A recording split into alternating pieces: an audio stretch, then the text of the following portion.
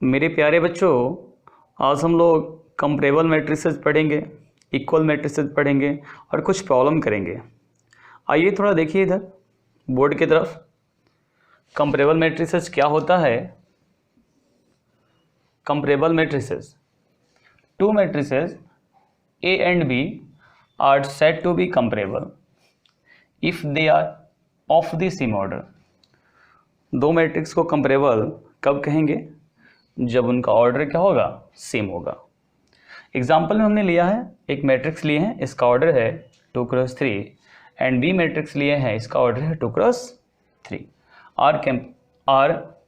Are comparable matrices. क्यों? क्योंकि इसका ऑर्डर जो है ना सेम है, क्योंकि दोनों का ऑर्डर क्या है? सेम है। आइए अगला पढ़ते हैं, equal matrices. Equal matrices, equal matrices क्या है? Two matrices A and B are said to be equal, written as, लिखते कैसे हैं? ए बराबर B if they are of the same order. क्या होना चाहिए? उनका ऑर्डर सेम होना चाहिए। And their corresponding elements are equal, और उनके करस्पॉन्डिंग एलिमेंट्स क्या होना चाहिए जी? इक्वल होना चाहिए इक्वल मैट्रिसेस में। दस इफ ए बराबर दिया हुआ मेरे पास 1 2 3 4, बी बराबर दिया गया है 1 2 3 4। देखिए इसका भी ऑर्डर 2x2 है और इसका भी ऑर्डर 2x2 है। ध्यान देना है, पहले तो ऑर्डर सेम है और इसके करस्पॉन्डिंग जो एलिमेंट है, यहाँ पे 1 है तो यहाँ भी 1 है, यहाँ 2 है तो यहाँ भी 2 है, यहाँ 3 है तो यहाँ भी 3 है, यहाँ 4 है तो यहाँ भी 4, इसलिए दोनों का दोनों क्या है? बराबर है। ए बराबर बी लिख सकते हैं। एक क्वेश्चन है यहाँ पे, find x y z when, एक मैट्रिक्स ये दिया हुआ है और दूसरा मैट्रिक्स ये, दोनों बराबर दिया गया है। इसका ऑर्डर कितना है? 2x2, इसका ऑर्डर कितना है? 2x2। आइए इसको सॉल्व कर लेते हैं। सॉल्व करना बहुत इजी है। वी हैव ये 5 3 x7, ये जो है y z 1 7। तो इसका ऑर्डर कितना है? 2x2 और इसका ऑर्डर कितना है? 2x2। तो ऑर्डर तो सेम है, करस्पॉन्डिंग एलिमेंट भी क्या होना चाहिए? इक्वल होना चाहिए। तो 5 y के इक्वल होगा तो लिखेंगे y बराबर 5। चलिए 3 z के इक्वल होगा तो लिखेंगे z इक्वल टू 3। x 1 के इक्वल होगा तो लिखेंगे x इक्वल टू 1।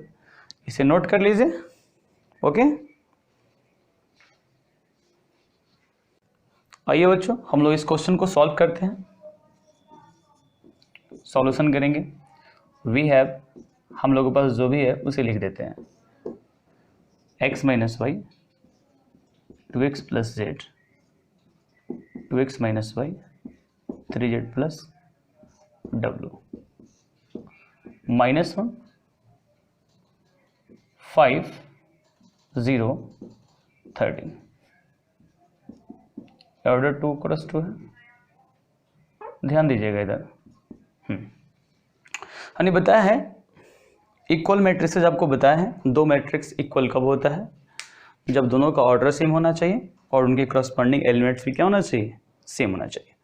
आइए, इसलिए ऑर्डर तो यहाँ सेम है, ये भी 2x2 ऑर्डर है, ये भी 2x2 है, ये भी 2x2 ऑर्डर का है, ये भी 2x2 ऑर्डर का मैट्रिक्स, ये भी मैट्रिक्स 2x2 ऑर्डर का और ये भी मैट्रिक्स 2x2 ऑर्डर का। चलिए आइए बात करते हैं। तो ये एलिमेंट इस एलिमेंट के बराबर होगा, x minus y equal to -1। Okay, ध्यान दीजिएगा, यह एलिमेंट इस एलिमेंट के बराबर होगा 2x plus Z equal to 5।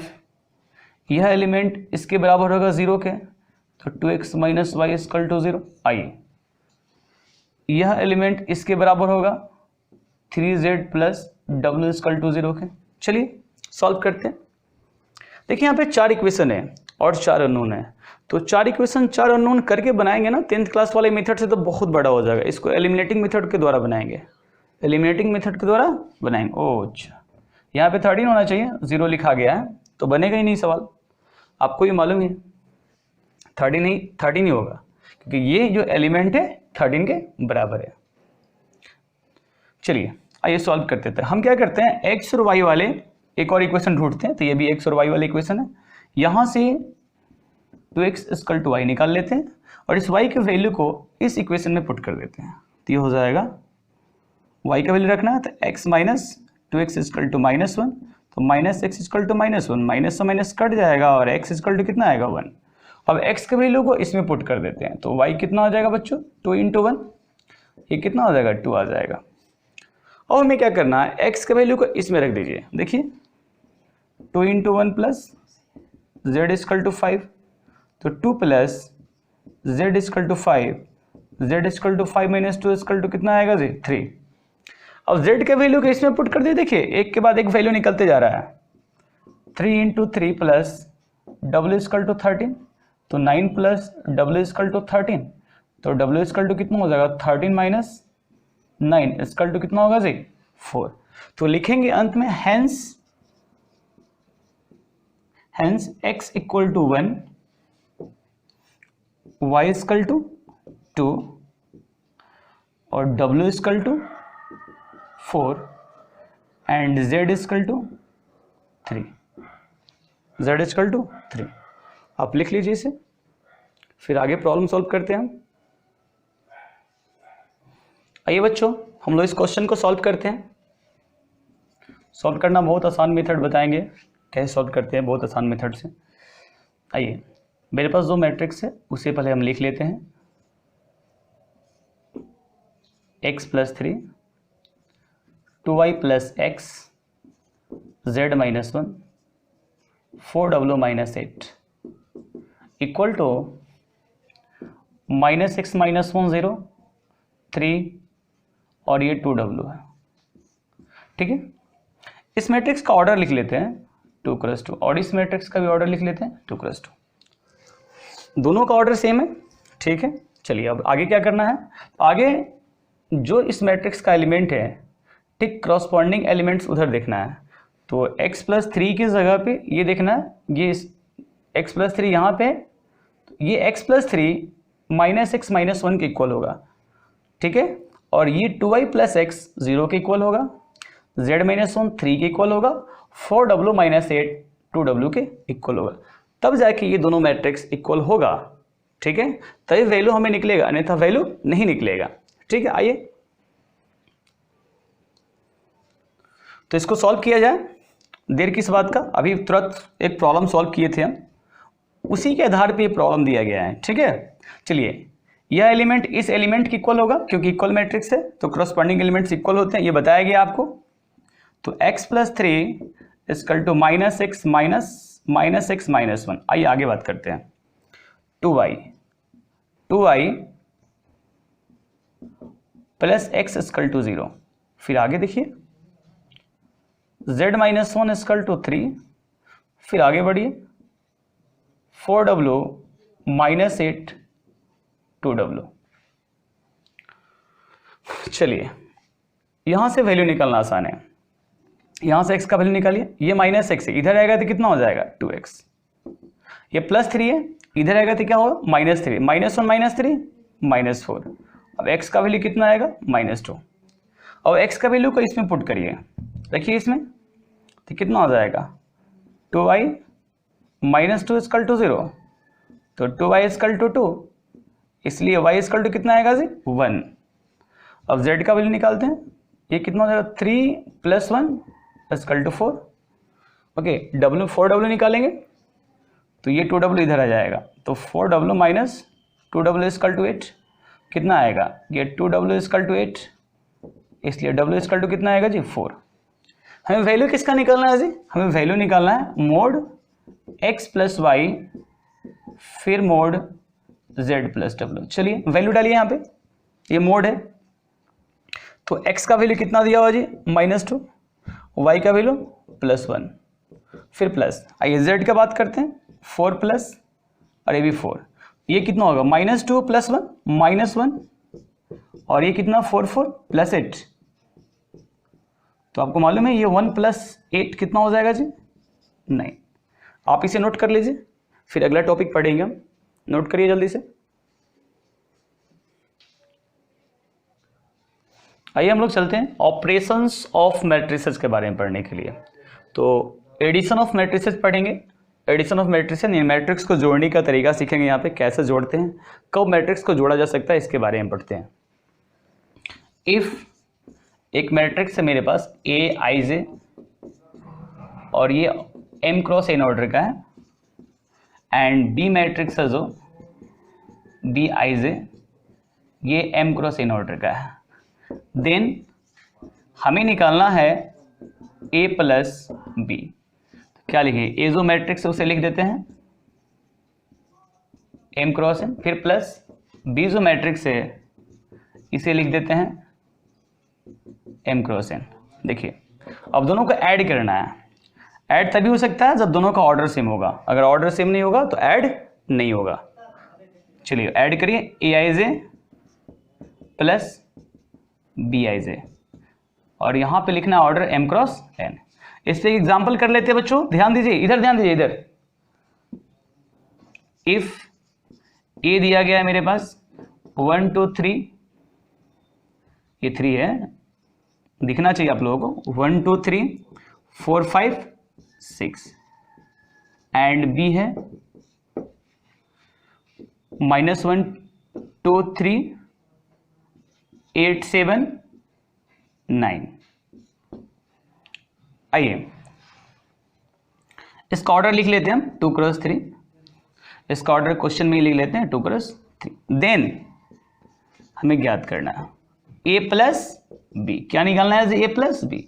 चलिए a का जो वैल्यू उसे लिखिए 1 2 3 4 5 6 प्लस -1 2 3 8 7 9, इसका जो ऑर्डर है 2 क्रॉस 3, इसका ऑर्डर भी है 2 क्रॉस 3।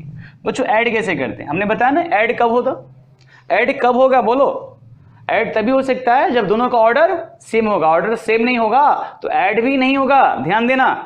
चलो इधर देखो, चलो 1 और -1 ऐड करेंगे कितना आएगा, 0, बोलो बोलो जल्दी बोलो, ये 2 और 2 कितना होगा 4, ये 3 यानी यहां का 3 और यहां का 3 दोनों ऐड होगा, ये नहीं कि ये 3 लेना ये नहीं लेना, कभी ऐसा नहीं, ठीक क्रॉसपॉन्डिंग एलिमेंट्स लेके ऐड करना है, ठीक ना। 3 है तो इसकी क्रॉस कौन है, ये 3 है, 3 3 कितना होता है 6, 4 और 8 12, 5 और 7 ये भी 12 होगा, 6 और 9 15 होगा। ये जो मैट्रिक्स बनेगा ये 2 क्रॉस 3 ऑर्डर का मैट्रिक्स बनेगा। ये जो अभी हम पढ़े हैं एडिशन ऑफ मैट्रिसेस पढ़े हैं, इसको अच्छे से नोट करो क्योंकि ये इंपॉर्टेंट है और बहुत जरूरत पड़ेगा आगे। तो थोड़ी देर के बाद हम पढ़ने वाले हैं सबट्रैक्शन ऑफ मैट्रिसेस, इसे तुम जितना जल्दी नोट करोगे उतना जल्दी हम उसको पढ़ेंगे। चलो जल्दी नोट करो, तुम लोग लिख लिया, चलो तो आगे पढ़ते हैं। देखो क्या है, कोई जादू नहीं है लेकिन इसमें कुछ बदलाव नहीं करेंगे विशेष, ध्यान दो इधर। दूसरा पढ़ेंगे subtraction of matrices. Subtraction of matrices क्या है, देखो if A i m cross n दिया, बी भी दिया गया, कुछ नहीं करना, ये जो प्लस का साइन है ना यहां पे माइनस लगा देना है, ठीक है। चलो माइनस कर दिया यानी घटा दिया, यानी ए में से बी को घटा दिया, ठीक है। आ जाओ एग्जाम्पल देखते हैं। इफ ए दिया गया है मेरे पास एंड बी भी दिया गया, हमें इसको सॉल्व करना है, ए माइनस बी, हमने यहां भी क्या किया माइनस लगा दिया। अब हम घटाने वाले हैं, ध्यान से देखो, कुछ कर नहीं रहे हैं, तुम्हें नोट करना पड़ेगा, ये नहीं तुम भी मेरी तरह मिटा मिटा के लिख लेना, ऐसा मत करना गलती से भी, ठीक है। चलो 1 में -1 घटाएंगे, देखो 1 में से -1 घटा रहे हैं ना, कितना हो जाएगा 2, 2 में से 2 घटाओगे 0, 3 में से 3 घटाओगे कितना आएगा 0, बोलते जाओ। 4 में से 8 घटाएंगे, 4 में से 8 घटाएंगे, -8 नहीं, 4 में से 8 घटाएंगे कितना आएगा -4, 5 में से 7 घटाएंगे कितना आएगा -2, 6 में से 9 घटाएंगे कितना आएगा जी -3। ये ऑर्डर लिखेंगे 2 क्रॉस 3। सेम एडिशन की तरह इसमें भी है, अगर ऑर्डर सेम नहीं होगा तो घटाया नहीं जा सकता है, घटाने के लिए ऑर्डर सेम होना ही चाहिए, तभी जाके मैट्रिक्स को घटाया जाएगा, तभी जाके मैट्रिक्स को घटाया जाएगा, नहीं तो घटाया नहीं जाएगा, ठीक है। नहीं घटा सकते हम लोग, नोट कर लो इसको, आगे पढ़ते हैं।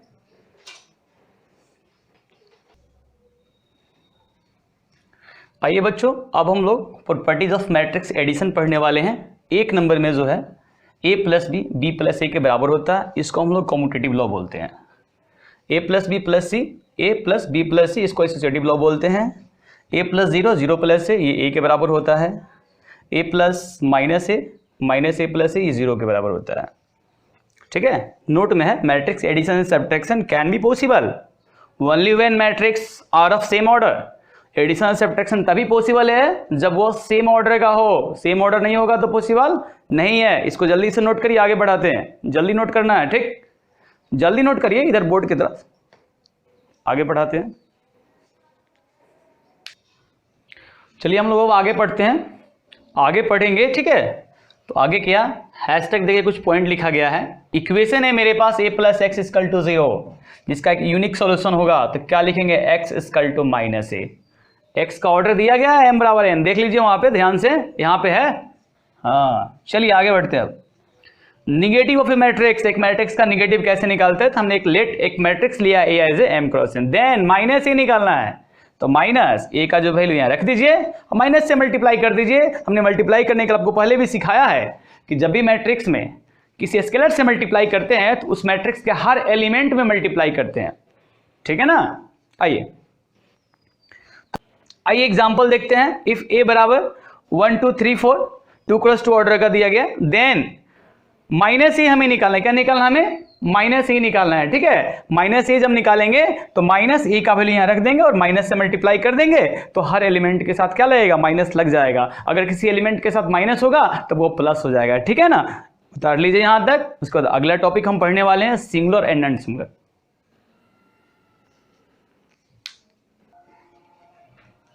देखिए बच्चों, इधर singular and non singular matrix के बारे में हम लोग को पढ़ना है। ए में हम सिंगुलर मैट्रिक्स के बारे में पढ़ेंगे अभी हम।